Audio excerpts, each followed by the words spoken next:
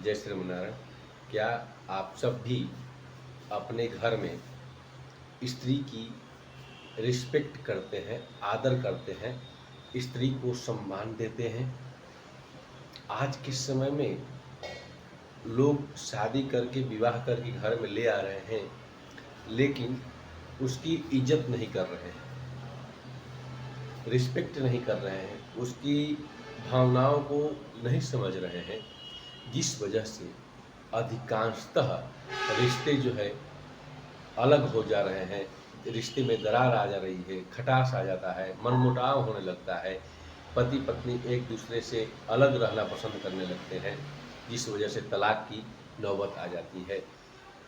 अगर आपको सोचना चाहिए कि वह कन्या, वह लड़की जो अपने घर के सगे संबंधी रिश्ते नाते, फूआ फूफा, चाचा चाची, मामा मामी, माता पिता, भाई भौजाई सबको छोड़ करके सिर्फ और सिर्फ आपके लिए, आपके साथ नए घर में आ जाती है, और जब वो नए घर में आती है तो अधिकांशतः देखा गया है पति ही उसकी भावनाओं को नहीं समझ पाता है, उसका केयर नहीं करता है, और अपने परिवार के वजह से बार बार उसको प्रताड़ित यानी कि दुखी करता रहता है, बार बार उसे नीचा दिखाता है अपने परिवार के आगे। मैं ये नहीं कह रहा हूँ कि अपने स्त्री के आ जाने के बाद अपने परिवार को आप छोड़ दीजिए, अपने परिवार के साथ साथ उसको भी देखा करिए, क्योंकि माता पिता हैं और माता पिता से आप हैं और आपसे वो है, इसलिए आपका कर्तव्य बनता है, आपका धर्म बनता है स्त्री धर्म का पालन करना। कहते हैं यत्र नारी पूज्यन्ते तत्र तिष्ठन्ति देवता। जहाँ नारी की पूजा होती है, सम्मान होता है, रिस्पेक्ट होता है, आदर होता है, उनकी भावनाओं को समझा जाता है, वहाँ पर देवताओं का निवास होता है, लक्ष्मी का वास होता है। आप लोग में बहुत से ऐसे आस पड़ोस में सुनने को मिलता है। यहाँ पर एक अभी हाल की घटना है, मैं आपको बता दूं। एक दादी आती हैं रोज नित्य प्रति पूजा करने के लिए, और उनका एक ही बेटा है और एक ही पटो है। बेटा है आर्मी में, बेटी है शिक्षक, पढ़ाने जाती है। उन दोनों का एक बेटा बेटी है। वो दादी नित्य प्रति यहाँ सुबह समय आती थी भगवान की पूजा करने के लिए, दीपक जलाने के लिए, और रोज आकर के आरती में दोनों टाइम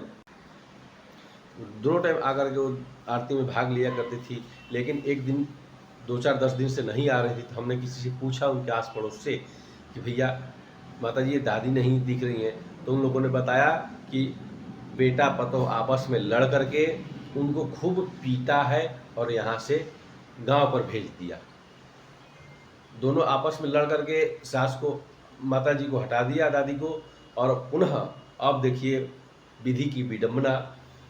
अब पतोहिया जो है उनकी, लड़के हुए की बहू जो है, वो कह रही है कि घर मेरे नाम से कर दो और मुझे तलाक दे दो। बताइए ये कहाँ तक उचित है? क्या इसी के लिए उनके माता पिता ने ब्याह करके बहू को उतारा था? आखिर ऐसा क्यों हो गया? प्रायः देखा जाता है बूढ़े माँ बाप हो जाते हैं तो, या पिताजी नहीं रहे और माँ अगर अकेली है तो उसकी सेवा बच्चे नहीं कर पाते हैं, और अपने बच्चे से आस लगा कर रहते हैं कि हमारा बच्चा जो है हमारी सेवा करेगा, बुढ़ापा में हमारी लाठी बनेगा। भैया जब आप ही इस समय अपने माता पिता के बुढ़ापे का लाठी नहीं बनेंगे, तो फिर आने वाला समय में आपका बेटा आपका लाठी कैसे बन सकता है? आपको कैसे सहारा दे सकता है? ऐसे अनेकों दृष्टांत हैं, अनेकों कथाएं हैं माता पिता को ऊपर, बच्चे आदि के ऊपर। इसलिए कहते हैं, मेरा कहने का तात्पर्य आज का वीडियो में यही है कि नारी की कद्र करें, रिस्पेक्ट करें, उनकी भावनाओं को समझें। जो व्यक्ति ऐसा नहीं करता है उसके घर में हमेशा दरिद्रता रहती है, आपके वजह से, आपके बल पर वो अपने सगे संबंधी रिश्ते नाते को छोड़ कर के आती है और आप उसको ले आ कर के यहाँ पर उसकी भावनाओं को नहीं समझते हैं, उसको दुःख होता है, तो समझ लीजिएगा जिस घर में स्त्री कष्ट में रहती है, उस घर में कभी विकास नहीं होता है। उस घर में कभी लक्ष्मी का वास नहीं होता है। हमेशा रुपया तो खूब आता है, लेकिन पता नहीं चलता है कि रुपया गया कहाँ और कुछ विकास नहीं दिखता है। इसलिए आप लोग से विनम्र निवेदन है, प्रार्थना है, आप लोग नारी की रिस्पेक्ट करें, कद्र करें, उनकी भावनाओं को समझें, चाहे वो माँ हो, बहन हो या आस-पड़ोस के हो या समाज के हो। कोई भी नारी हो, माताएँ के प्रति, उनके प्रति माँ की भावना रखें, छोटी है तो बहन की भावना रखें और उनकी हमेशा इज़्ज़त करें, हमेशा आदर करें, सम्मान करें। जय श्री राम।